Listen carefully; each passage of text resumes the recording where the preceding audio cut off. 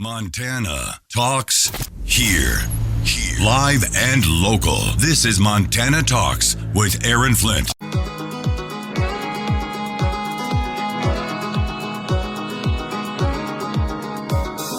Talking about the issues that matter to Montana statewide. This is Montana Talks with Aaron Flint. Will Joe Biden railroad America's railroads?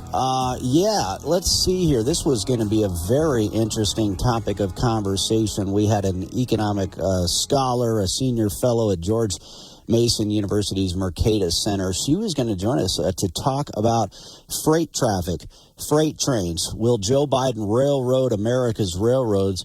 But at last minute, she had something come up. She had to cancel that interview. So it was looking like we were going to have a full lineup of guests. And it's rare that we fill up the entire show with guests, but we were going to have a full lineup here in the 8 o'clock hour. And then, of course, we've got Kendall Cotton, the CEO of the Frontier Institute, joining us in the 9 o'clock hour of the show. But these guys are in luck because they just dropped by our studios, and hey, you guys know how we roll. You can call into the show, or sometimes we'll even have folks drop into the studios. Two of the candidates for the Eastern Montana Congressional District, Troy Downing and Rick Holden, popped into our studios here to say hi, and luckily for them, we've got some time now available. Troy, I'll start with you since you showed up first. Good to see you. Troy. Hey, thanks for having me. And, just something on what you're just talking about with the railroads. We actually just had to send a letter about that push from California to start requiring trains to be electric. I mean, talk about devastating an industry. Yeah. I mean, right now, a train is the cheapest, most efficient way of getting goods across the country, and they want to completely uproot that. It's crazy what's going on out there. Yeah, and then Rick Holden in the house as well. Rick, great to see you. Yeah, nice to see you, Aaron. It's finally cleared up soon, so we'll see some grass grow out in the prairie. Yeah, this late. I mean, I know these late storms caused some havoc on the Bozeman Pass, yesterday, et cetera, but. My question is, but it's good to see some rain and some moisture out there, that's for sure. My question is, who isn't being railroaded by the Biden administration right now, right? I mean, it's exactly. Not just the railroads, it's everybody. Yeah, we've had 4 years of weekend at Bernie's. That's right. Well, they attack everything that we have out here in eastern Montana, like our coal, oil, natural gas. And when I was in the legislature in the 90s, they did everything they could to shut down the timber industry, and then they shut down hard rock mining, and it's only a matter of time now that they're coming back against us. They're in agriculture like myself. Yeah. So let's see. We got about a minute before our next break here. You guys are 2 of 8 Republican candidates for the Eastern Congressional seat. And absentee ballots come out tomorrow. They get shipped out. So election day starts tomorrow, frankly. Exactly, yes. So we're just, I don't know what everybody's doing, but Rick and I are clearly on the road trying to make sure we're getting in front of voters and listening to their concerns and making sure they hear us. Rick Holden, what's the campaign? You've been crisscrossing the state. I've run into it to a number of different places. There's basically no corner in eastern Montana that I'm not afraid to go to. Of course, when you're involved in agriculture, you got to be willing to go out in the country and spread yourself around, and that's a story right there. All right. Well, we've got an open segment here coming up after this break for about 7-8 minutes or so, and then a guest that we already scheduled for 8:20. Somebody from the VA, and I want to make sure we hold their feet to the fire here. So anyway, that'll be coming up around 8:20. Stand by. Securing America. During a Senate Appropriations Subcommittee hearing Wednesday, senators from both sides of the aisle criticized the proposed $849.8 billion Department of Defense budget for 2025, saying it's not big enough. Budgets are capped at a 1% increase by legislation. The senators said the budget, therefore, does not keep up with inflation and is actually lower. Hearing Chairman, Democratic Senator Jon Tester of Montana. We need to understand what risks this lower budget creates for our military personnel, our operations around the globe, and our modernization efforts. Republican Susan Collins from Maine criticized the potential effect on U.S. forces. The budget request would result in the smallest Air Force fleet in the service's history. We would have the smallest Army since the start of the all-volunteer force. Senator Collins adding the Navy would grow by just one ship. Kevin Uretsky, Fox News.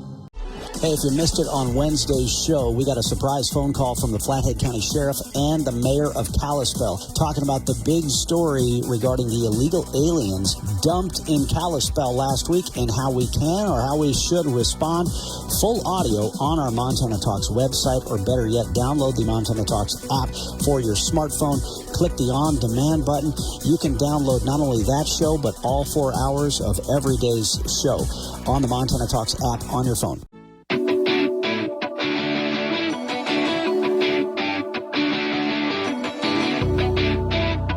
This is where Montana talks. Montana Talks with Aaron Flint. Yeah, we were talking about the railroads. Will Joe Biden railroad America's railroad? California wants to cripple America's railroads through unachievable net zero emissions standards for locomotives. I got a crazy Fox News story about what they want to do with electric trucks as well. Rick Holt, let's start with you since I started with Troy in the opener here.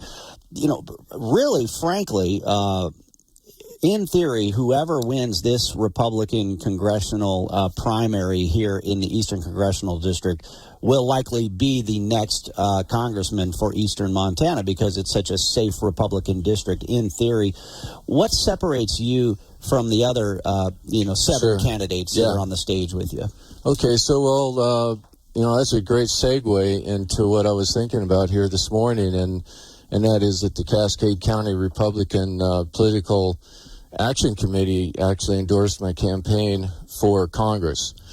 And what they looked at was your previous voting record. They looked at your track record. And so I was in the state Senate for 8 years and had a very conservative, proven track record. So that's what they're looking at. They're looking at, you can say anything you want to say, but do you actually have votes to back it up? The other thing is, Eastern Montana's number one industry is agriculture. That is it for us every day of the week, and it has been like that since the 1900s when my grandparents were homesteaders. And so they look at that and they say, here's a guy that is actually involved in production agriculture because we raise cattle, sheep, wheat, corn, all the things that Montana is all about in the terms of agriculture. So when you combine those things, you can see that Rick Holden actually stands out, and he's different than the other candidates because he's actually in production agriculture, has a proven voting record that's conservative. And so the second largest Republican Central Committee in Montana endorsed Rick Holden. Well, look at the way the Democrats are trying to, you talk about ag being the number one industry in Eastern Montana. Look at the way the Democrats are trying to kill every other industry in Eastern Montana, coal, you name it. But then look at what they're doing to go anti-ag on top of that. Troy Downing, kind of similar question to you. What do you think separates you from the seven other candidates? Well, obviously we've got candidates all have their strengths and weaknesses, but what I bring is, private sector success. I've built businesses. I have created jobs. I think it's really interesting to think of sending somebody to Congress who's going to make decisions for all of us who've never had to refinance a business, who've never had to make a payroll, who've never had to make those decisions that affect every one of us in the state. So I've got that background. The second thing is like you, Aaron, I've gone to war for this country. Congress constitutionally declares war. I think it's important that we have people there that understand what that looks like. And I think we need to claw back, those powers from the executive branch and put them where they belong in Congress. And finally, I've had an incredibly successful tenure in my current office. I mean, we put bad guys in jail, we protect consumers, and we make it easy for business to do business in Montana. And having that background, I think, is important. A lot of the things that Mr. Holden was talking about with agriculture, that's important. I mean, I look at national security. I look at, border security as national security. I look at food security as national security. If you can't feed a country, that's how you bring it down. I mean, that goes back to the, dawn of man. And I look at energy security as national security. If we're not producing, what we need to efficiently, effectively, and cheaply, heat our homes, fill our cars, and get goods and services across the country, we're sitting ducks. And so what sets me apart is that private sector experience and success, that military experience, and that success in office. And I'll just tell you on the private sector part, not to throw any stones, but we have members running here that have never ever received a paycheck that wasn't paid for by taxpayers. And not that they're bad people, don't have good ideas, but I think that understanding the trials and tribulations of actually running a business or working in the private sector is meaningful, and we need representation that understands that. So I got to see all the candidates, all 8, at the Yellowstone County Luke and Reagan dinner, and there's a lot of undecided voters out there, and there's a lot of big names and some great backgrounds of folks that are running in this race. 30 seconds to each of you. One of the comments that I heard was, well, I'm not voting for that guy. So through process of elimination, is there some candidates that are in that 8 that Republicans definitely should not vote for? 30 seconds to you, Rick Holden. I think when you look at who you're going to vote for, you want somebody that's from Montana, has always been from Montana. I think that's important. If they don't live in the district, they come from outside the district. I think you'd have to say Troy is from Bozeman, and I don't think that's good for eastern Montana. Troy, well, shots fired there, Troy. Well, shots fired. Well, if you live in the district, Heather and I have made our home in Helena, and I understand, that's on the far west part of the district. But we understand the agricultural issues, we understand the energy issues, we understand how to create jobs, how to support business in this state. And I think that is the one thing you need to everybody thrive, is to make it easy for folks to do business, to have jobs, to have their any candidates that you would say, hey, scratch that person off the list if you're having trouble deciding so far? I'm not going to take the bait on that, but look for yourself. There's at least one candidate that's not a Republican in there. People might ask the question, and I think I know exactly who you're referring to on that front. All right, let's see. Rick Holden, any final thoughts? We got a guest coming up after this, or we keep you guys around? Yeah. I know time is short, so I just really want people to go out and study the candidates. Just study them. Don't go by name ID. Don't go by something else. Look up your candidates and study their background. I think you'll come to a much better conclusion as to how you should vote. Rick Holden, great to see you. Troy Downing, about 30 seconds as well. And I agree with that. Politicians tell you a lot of things. Look and see what they've done. And like I said, we've made our current office everything it can be. And if you want somebody that understands business, understands how to make things work, understand how fat taxes and regulation affect industry and normal people's lives, you're going to look at Troy Downing. More information, troydowning.com. Thank you very much. All right. Well, great to see both you guys. That was fun. I'm kind of glad we had an opening there, because that was fun to see both of you guys here on the campaign trail. We're going to be talking about VA. The VA is in desperate need of volunteer drivers. Surprise there, right? Stand by.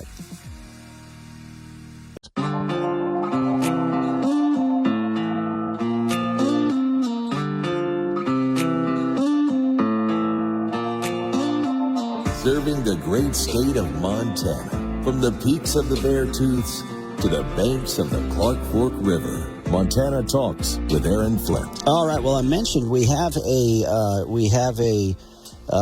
full lineup of guests here this morning. Coming up in the 9 o'clock hour, we're going to have Kendall Cotton, the CEO of the Frontier Institute. They've got an education freedom workshop taking place in Billings, Montana tonight. And Kendall's always a great guest on the show. I mean, we can spin off from education to housing to all sorts of topics. But when this came across my email, I thought, no, we need to have this conversation. Of course, as an Iraq, Afghanistan veteran, and there's so many of our fellow veterans that listen to this show, this is a topic that we definitely need to cover. The Department of Veterans Affairs Volunteer Transportation Network is looking for volunteers. They are in big need of volunteers right now. And so from the VA's Center for Development and Civic Engagement, we've got Dr. Sabrina Clark, the director for the VA Center for Development and Civic Engagement from the Veterans Health Administration. Dr. Clark, thanks for calling in this morning. Great to have you on the program. Thank you so much for having me, and thank you for your service, sir. Well, thank you, and please say thanks to our friends across the VA. I tell you what, we've all got our frustrations with the VA bureaucracy, but I tell you what, the nurses and the PAs and the staff folks that we have at our local clinics here in Montana are just incredible folks. Many of them veterans themselves. So I guess what's your pitch? What's your message to folks across Montana right now? How desperately does the VA need volunteer drivers? Yeah, I think first of all, and thank you for acknowledging the outstanding staff there at the VA across Montana, because they are fantastic. It's why I have spent 3 decades of my life working alongside them for the benefit of veterans. So, but my pitch today is also a thanks and a call to action for any other individuals across your area, across the state, who want to give back to veterans through service, through volunteer service, specifically through our volunteer transportation network.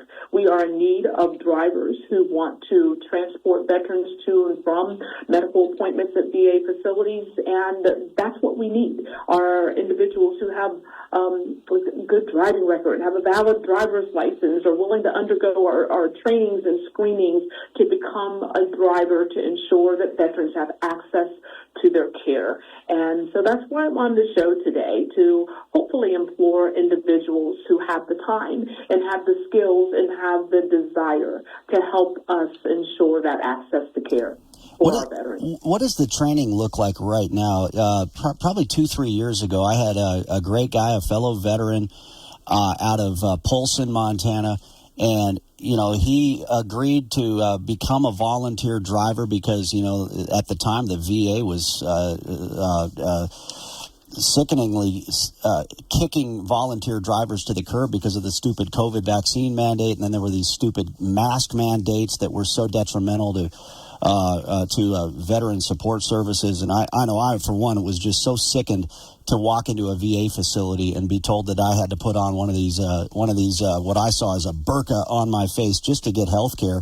But that being said, this guy said, okay, look, I got the shot, so I checked that box. Okay, I'll step up, because a lot of these drivers didn't want to be drivers for the VA because they didn't want to get forced to get the COVID shot. So a lot of them, they said, that's it, I'm out. And so now we're in desperate need of drivers. But this guy said, hey, I'll do it. But then he went to do it, and trying to schedule the examinations and the training, it took so long. It was taking several months that he's like, man, even the people who got the shot and agreed to volunteer, the bureaucracy was so bad that how are they ever going to get drivers? Has that portion been fixed? Yeah, and I appreciate the sentiment and the concerns and the comments. And what I will say about, has that part been fixed? We know that there are concerns about how long it takes. And it is, and I would agree, there are things that we are working on internally to ensure that our occupational health physicians and providers can get those physicals done in timely ways. Are there things that we can do to help streamline that? Yes, we're trying to work on that, and we are working on that now. Ensuring that those individuals who are willing to serve, as you say, can come in and get their training, that typically is not the issue. From what I hear mostly is that when people are interested, our program managers at our local VA facilities, they can have those conversations, make sure the application process is done, make sure all the background screening is done. But you're right about those physical examinations. That is a question that we hear a lot. And why can't we streamline that?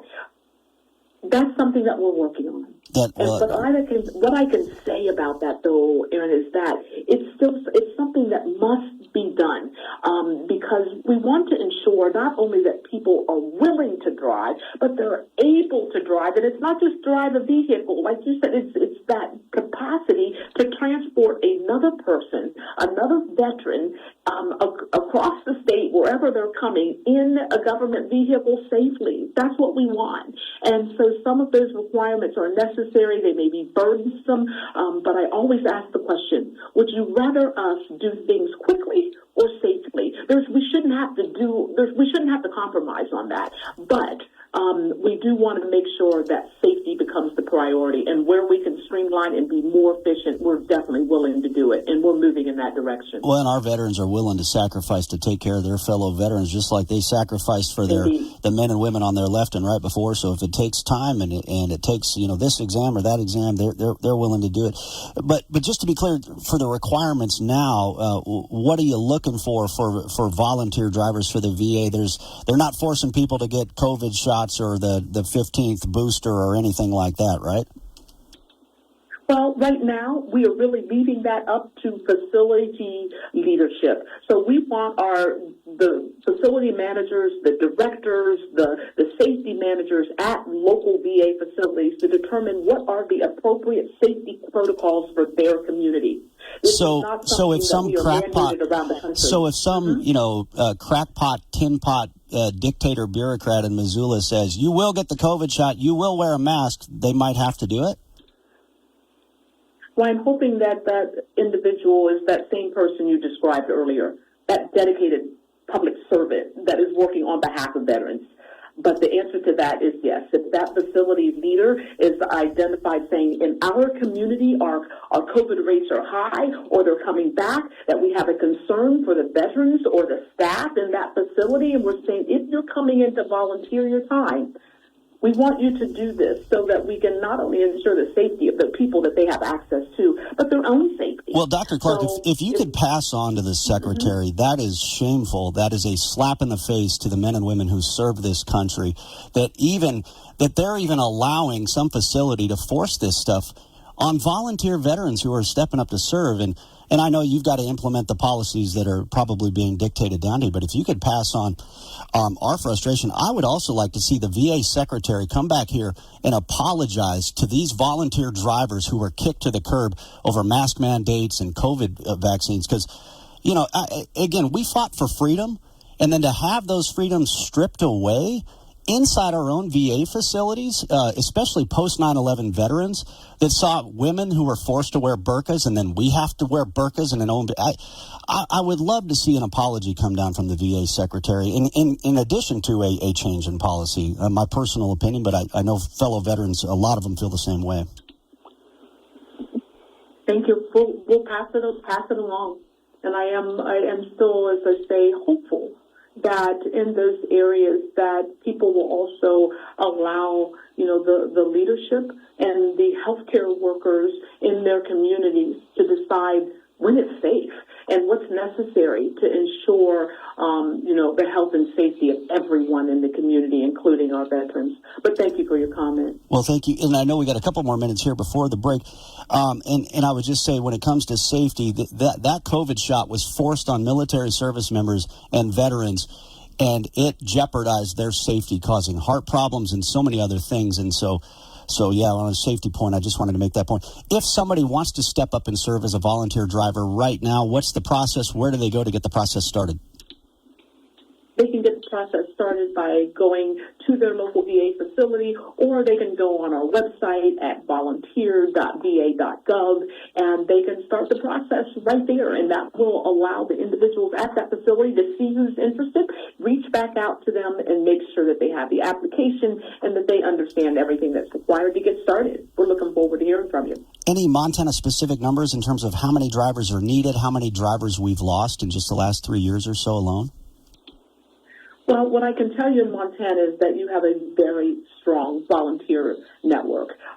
So there are hundreds of drivers in Montana, but there's such a need for more because you're a big state and you got a lot of ground to cover. And I think in your area, and why I'm so glad to be on the call, is because there is a need based on just the geographic requirements of this area. So I don't have numbers on those that have been lost, but I can tell you that there are definitely those who are still, raising their hand. And what I say to people all the time who say, gosh, VA is a mess. What's going on over there? And I always say, well, perhaps so. But I can tell you right now, by name, 25,000 people who will work for this agency for free. And they're called VA volunteers. And the people who will donate and serve and be a part of what we do on behalf of veterans, and that means something. Because there are programs and services and activities available to veterans that otherwise would not be available without these individuals. So folks maybe have walked away, but I'm hoping that they'll come back because there are many who have stayed and many that are coming back and many new volunteers. Yeah, very important service. Yeah, especially here in Montana, where it might take you 6 hours to get to Fort Harrison or more. Dr. Sabrina Clark, appreciate your time. Thank you so much for joining us here this morning. Right. Thank you so much for having me. I appreciate it. And thanks for sharing our concerns and thoughts with the Secretary as well. Quick break here on Montana Talks. I think we have another very interesting guest coming up right after this. There's apparently a big border rally coming up in Shelby, Montana very soon. He is not squishy, and he is definitely not a journalist. He is Dan Bongino, and you can hear him each weekday 10 to 1 on News Talk 103.3 and AM 970. New News Talk 970 and 103.3 FM KBUL. Your home for Fox News, Hannity, Bongino, and Montana Talks with Aaron Flint.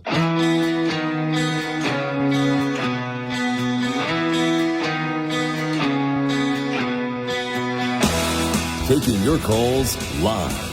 406-294-0970. Montana Talks with Aaron Flint.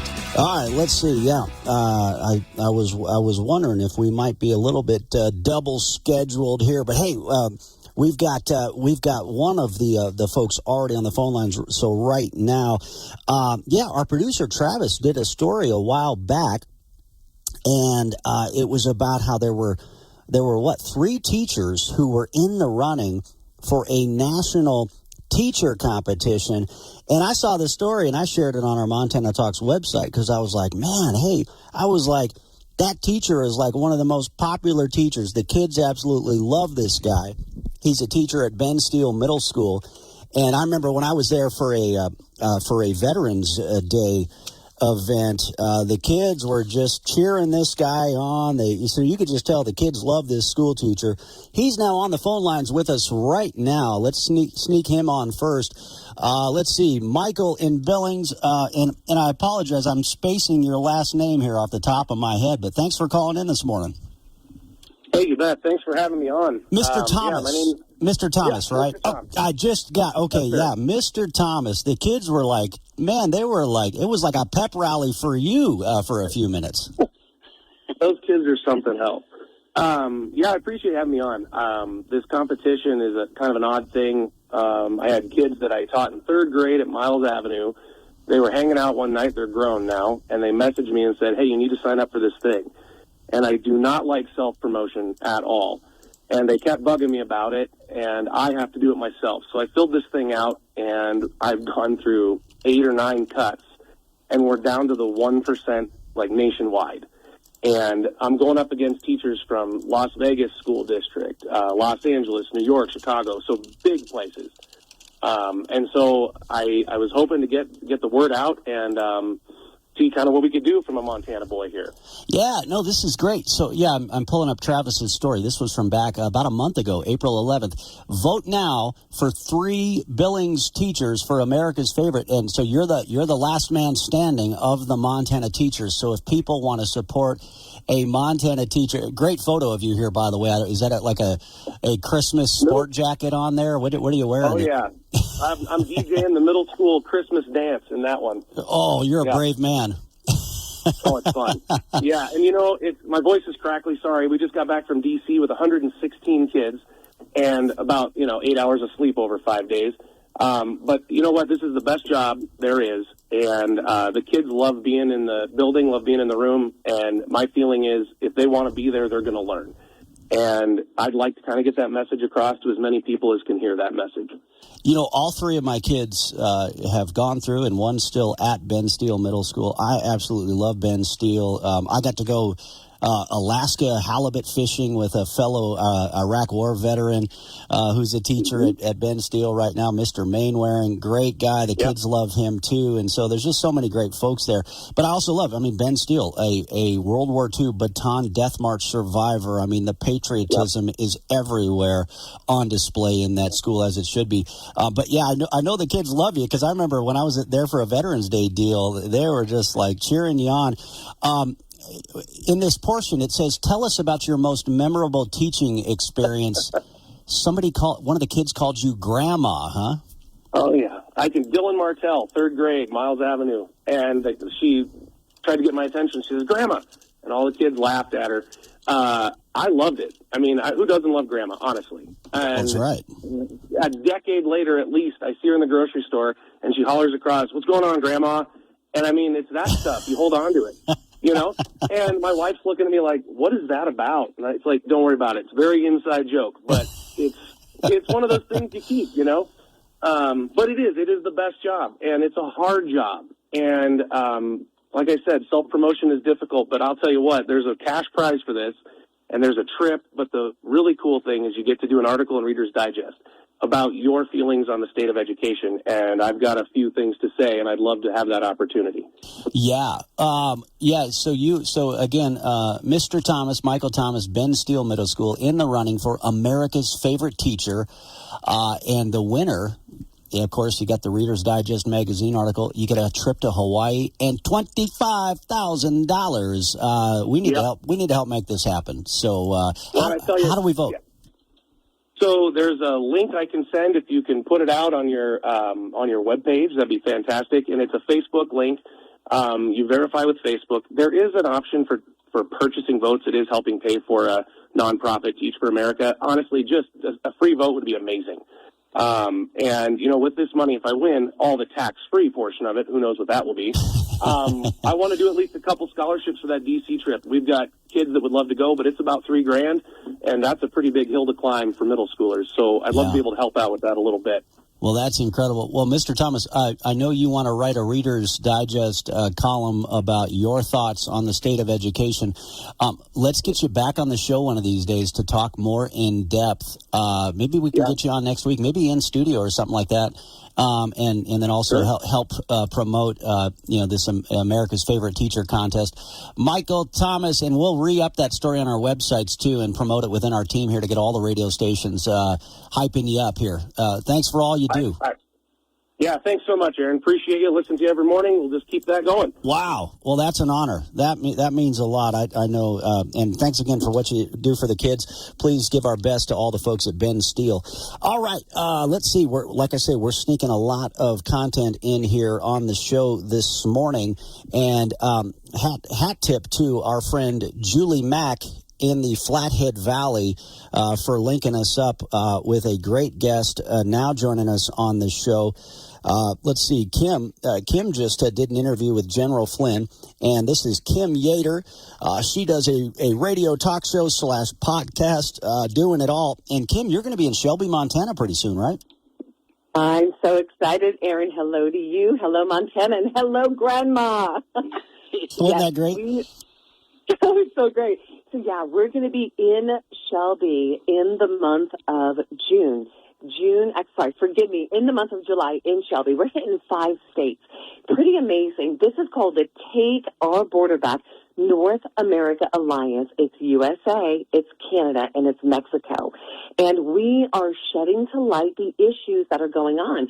I mean, we had a Take Our Border Back convoy across America this year in February. The impact, Aaron, was tremendous. We had 10,000 participants. I mean, that's not a lot, but 100 million reached. We the people were in action. Mainstream media went from crickets talking about the border to actually bringing what was happening on the mainstream media. We went from Mayorkas, the beginning of Mayorkas' impeachment. We saw Eagle Pass border shutdown. That was a pretty big deal. So we're bringing it this next round, and we had Canada reach out to us. Canada's well-decorated military. These guys, many of them left because of the draconian lockdowns with the vaccine, right? So these guys said, Kim, the border, all your eyes are on the southern border, but our northern border is being invaded. And right now, China has set up shop. And I sat there and I listened. I had just met with Tom Holman from Border 911. And I'd been on the border with my feet. I experienced it. I saw it. And I said, that's it. We're doing something. And our team pulled together and we created the first round. And we got impact. But this now, joining forces with Canada and Mexico and USA, breaking bread together. That's great. Table talk and prayer. That's great. Yeah, Kim Yater hosts the Take Your Power Back show, and this is a Take Our Border Back event coming up. Yeah, and I'm so glad you're going to Shelby, Montana, because, you know, back when all these, like you say, draconian COVID mandates and lockdowns were taking place, we had folks rally on both sides of the U.S.-Canada border, north of Shelby, Montana, and then on the Alberta side as well, pushing back, supporting these freedom convoys, supporting our truckers, and pushing back against all the lockdowns and the mandates. And so, but our northern border, heck, the numbers I just shared the other day, we've got more terror watch list individuals crossing our northern border now than we do even the southern border. Oh, it's absolutely crazy. I mean, we know what that's like, and we have had dead bodies here on the southern border. So if we don't do something, I mean, not only is this impacting our entire infrastructure, it's impacting our safety, this is a Trojan horse. If we do not stand up as we the people, sovereign citizens, and we know our sovereignty comes from the Creator, if we do not take our government back, right, then we're going to lose this country. Well, I'd love to join you for that event in Shelby. We're on the radio in Shelby on KSEN radio, so maybe we can join you for that. So let's stay in touch. Yes. Maybe we can do a live radio show that morning from the event or the next day or something to that effect. Because I've been traveling the state doing a statewide tour talking about Bidenomics and how Joe Biden and John Tester are driving up the cost of everything. And so I'd love to join you. We're going to be doing some Border Patrol type deal events as well. Kim Yater, if you can, if you got to run, feel free. I got to hit a hard break here, but if you want to join us, we've got a quick few minutes to wrap up the hour after this break here. But so if you want to stand by and join us for a few minutes, please do. If you got to run, that's all right. 9 o'clock hour. Kendall Cotton with the Frontier Institute in the house. Turn up your radio. Here's the Sean Hannity Morning Minute. Stormy, this was all used to humiliate, embarrass Donald Trump. All of it was irrelevant. All of it was immaterial. None of it had to do with the law. He's coached by prosecutors. The judge never should have allowed this testimony. And on top of all of it, a non-disclosure agreement is not illegal. It is a perfectly legal document on top of all of this. And nobody has even gotten close to bringing Donald Trump into any involvement in terms of the payment that this is connected to the election or that he had anything to do with it. It's pretty unbelievable. But the jury, the smoke and mirrors, and the salaciousness of this trial, let's put salaciousness on trial, because that's what they're doing here. Check out the Sean Hannity radio show later today, right here. Joe Biden wants you taxed to the brink, under the thumb of the IRS, and controlled with a digital dollar. That's why thousands of hardworking, patriotic Americans are opting out by diversifying their savings with precious metals like gold and silver. And guess what? Sean Hannity is doing the same. He's been purchasing precious metals like gold and silver from the top-rated company, Goldco. Goldco is a 7-time Inc. 5000 winner, #1 rated gold IRA company with over 5,000 5-star reviews. And they've placed over $2 billion in precious metal sales for people just like you.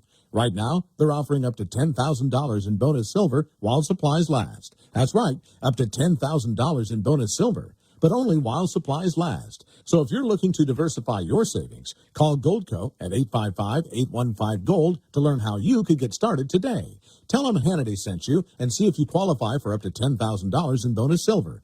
Call Goldco at 855-815-GOLD. That's 855-815-GOLD. This is the Montana Economic Minute. No one teaches or listens to the fundamental considerations that go into a good tax system anymore, which is a shame. Because even though the reality is that tax design has become a huge pushing match of folks trying to reduce their own tax burdens, the fundamental principles still apply. One of those is called horizontal equity. A good tax system is one where people in the same economic circumstances pay the same tax. It's hard to argue against that, yet the tax system of today violates it left and right. One place is the Montana property tax system's big spread in tax rates on different classifications of property. Most of those classifications have the market value of property as their basis, with some important exceptions. Agricultural property is based on the revenue produced by the land. This creates a fundamental inequality where two otherwise similar homes pay different taxes if one has enough revenue from ag production to be classified differently. I'm Patrick Bucky. And there are funds to treasure. Brought to you from the Montana Hot Spring Spas, the hot tub company that your friends recommend, Studio.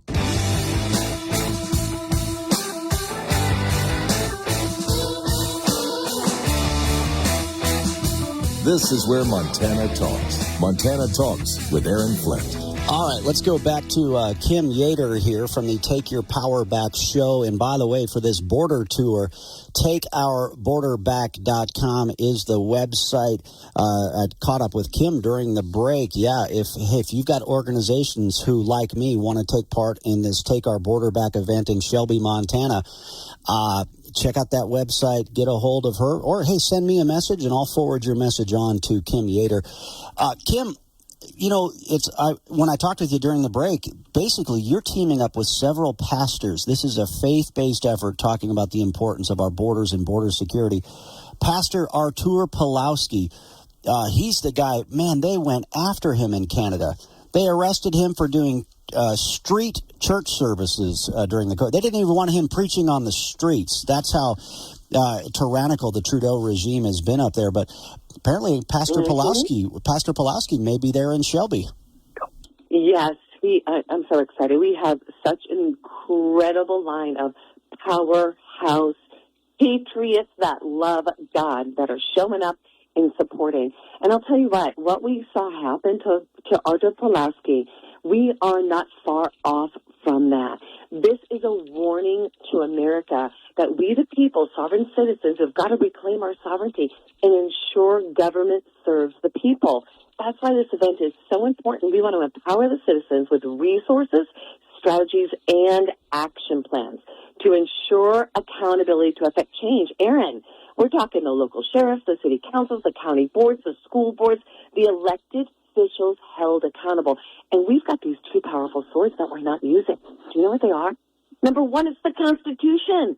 We need to know how to wield the sword, and the other is God's Word. They work hand in hand. So we're bringing the pastors in, Artur Pawlowski, we've got Pastor Jim Garlow, we've got the president of the Pastoral Alliance in Mexico. We've got Pastor Bishop Benjamin here in the States, who has actually prayed with President Trump, and we're just bringing them on in. This is the time for we, the people, to take our power back. That's right. And how often, I mean, we just had the National Day of Prayer and community prayer events all across the state last week. How often do we talk and complain or speak out about all these topics, and how often do we forget to just pray for our country, pray for our local leaders, pray for our national leaders, and more.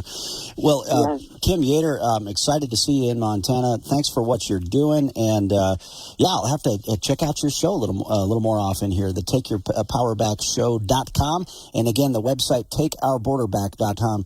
Kim Yater, thanks for your time, and thanks to Julie Mack for linking us up.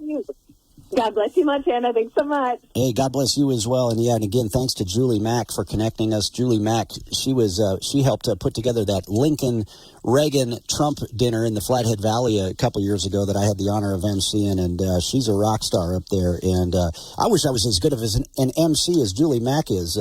She's great at running those events. Hey, let's see. I want to sneak on a caller, but we're already out of time. And then I got Kendall Cotton joining us in the 9 o'clock hour of this show. But Grandpa Lou, if you want to call back later on in the 9 o'clock hour when Kendall's with us, we'll try to sneak in some calls with Kendall Cotton as well. Hey, here's the deal. I know some of you are thinking, man, I'd love to go hike the border. I'd love to go take a trip to the border, but man, I got these knees that are killing me. I got that lower back pain, hard to get in a vehicle and travel, sit in a car all day. And so maybe that's preventing you from attending events or golfing or hiking or hunting. Well, what if there was a natural way to get over that pain? Let me tell you about QC Kinetics. You can dodge the surgery. You can dodge the pain-killing prescription drugs the natural way. QC Kinetics specializes in regenerative medicine. They've got hundreds of clinics all across America, but they're now here in Montana. And they take the healing properties that are already in your body, put them directly into those achy joints. And you can get a free consultation. If you call them right now, take advantage of this break, give them a call right now, or call them after the show a little bit later today for a free consultation. QC Kinetics, 406-201-6263.